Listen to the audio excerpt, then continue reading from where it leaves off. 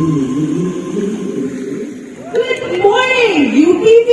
Good morning, Iloilo City. Welcome to the most awaited UPAJA 2024.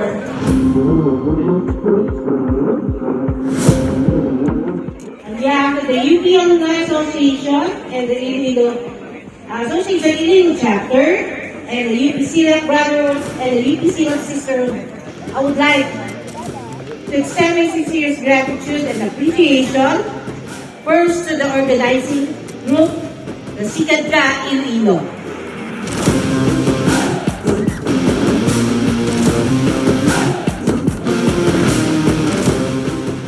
To everyone for their presence and participation today as we welcome UP Pajak on its third year.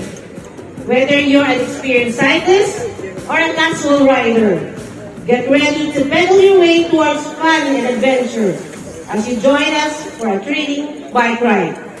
Now grab your helmet and let's kick off this year UPV Alumni Homecoming with a bang. Good morning once again and be safe, everyone.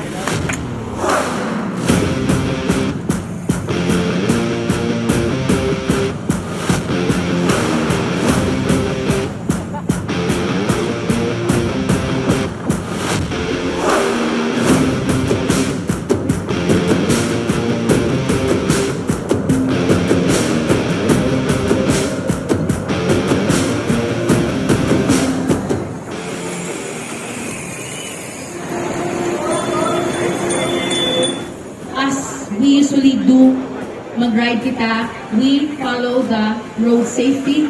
We ride as one pack. We ride with safety, with discipline, and of course, we always share the road to everyone.